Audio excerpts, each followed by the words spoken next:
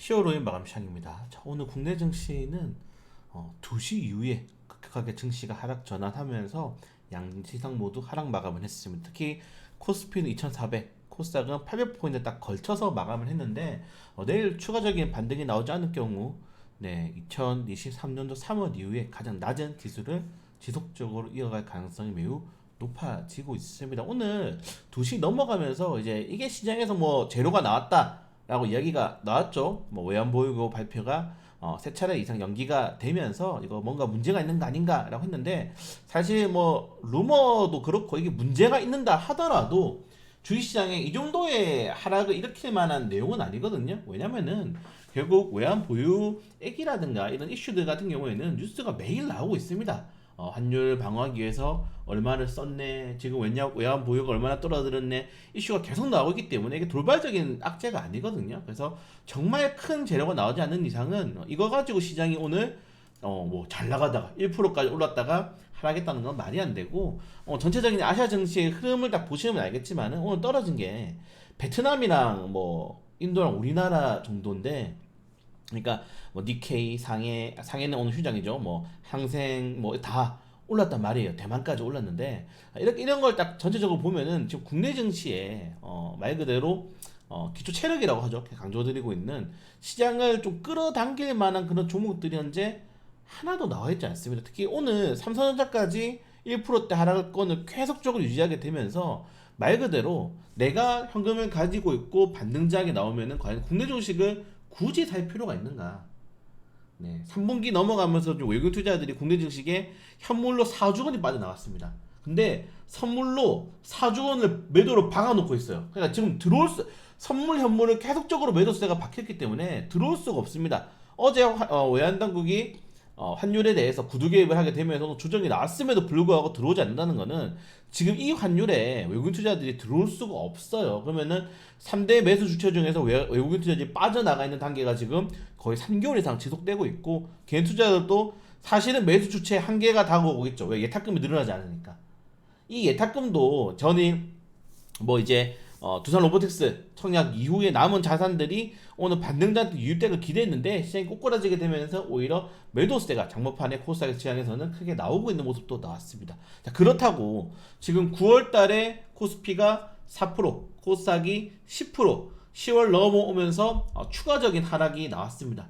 9월 10월 합쳐서 코스피가 6%대, 코스닥이 12%대, 아니 15%대 하락이 나왔어요. 근데 신용이 안 털립니다. 이게 문제인 거예요. 지금 시장의 문제는 뭐냐면은 장 시작과 동시에 신용 거래가 터지고, 그리고 장마판 때 거래가 터지고 있는데, 그때 시장을 받쳐줄 만한 뭔가의 피난처가 없다는 거, 이게 가장 좀 중요한 것 같습니다. 신용은 계속 털릴 거예요. 너무 높아요. 신용 잔고가 지금 너무 높기 때문에 신용이 털기 전까지는 단기적인 반등이 기술적으로 올라올 수 있겠지만, 이게 뭐 대세 상승을 할 수 있을 만한, 여러분들 종목들 보면 막 신용 한도 초과, 그리고 뭐 신용 종목들 뭐 중소형주 중에서도 5%, 8% 이런 종목도 엄청 많잖아요. 그게 털려야지 올라갑니다. 주가를 계속적으로 발목을 잡기 때문에 단기적으로는 올라갈 수 있는 모멘텀이 현재 국내 증시에는 없다. 이거를 뭐 풀어서 얘기하자면은 국내 수출 주도 업종이기 때문에 무역에 대한 부담감과 기업들 실적에 대한 부담감, 기업들 실적에 대한 부담감은 어떻게 되겠습니까? 사람을 채용 안 하게 되고 전체적인 소비가 줄어들게 되고, 그러면 결국 국가 경쟁력이 떨어지게 되고, 그냥 하나의 이런 출발선으로 여러 가지를 파장시킬 수 있는 거고, 이거는 우리나라 산업 구조가 선진국이지만은 제조업 지수인데 많은 이런 제조업에 대해서 투자가 활발하게 이루어지지 않고 있는 그런 것들 현상들이 계속적으로 좀 시장에 악순환을 이어나가는 게 되는 겁니다. 그렇기 때문에 제가 7월 달부터 지금 시장에서 계속 말씀드리고 있는데, 짧게 방망이 잡으시고요, 단타 치시고요, 현금 계속 만들어서 연말에 대주주 양도매도세 시즌 오면은 또 시장 급락 나옵니다. 우리는 빨리 미국 시장으로 넘어가야 돼요. 지금 국내 시장은 희망이 없습니다. 희망이. 저는 그래서 제가 유튜브에 계속 막 다른 뭐 2천원지 사라, 반도체 사라 하는 사람들을 미친 사람이라고 하는 겁니다. 지금 국내 시장에. 그래서 제발 그런 사람들 조심하시고, 지금은 빠져나가야 된다. 뭐 많이 보시진 않지만은 제 유튜브를 본다거나 제 저의 시장에 대한 관점 보시는 분들은 저는 말 그대로 정말 시장에 대해서 좀 긍정론자죠. 네, 긍정론자인데 이젠 아니다. 네, 특히 하반기부터는 제가 10년 정도 주식을 하고 있는데 제가 봤던 시장 중에서 개인적으로는 가장 안 좋은 시장인 것 같습니다. 주도주가 없어요.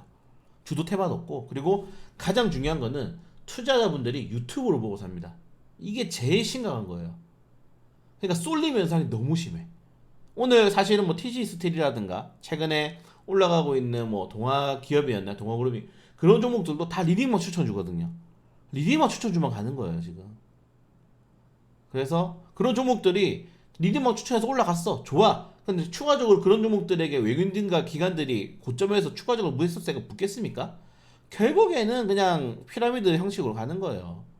그렇기 때문에 지금 시장에서는 현금이 최고다. 현금을 만드는 매매를 해야 된다. 그리고 계속 유튜브에 올려드리고 있지만은 짧게 매매를 하셔야 됩니다. 영상을 보세요, 여러분들. 네, 짧게 매매를 계속적으로 하셔야 된다.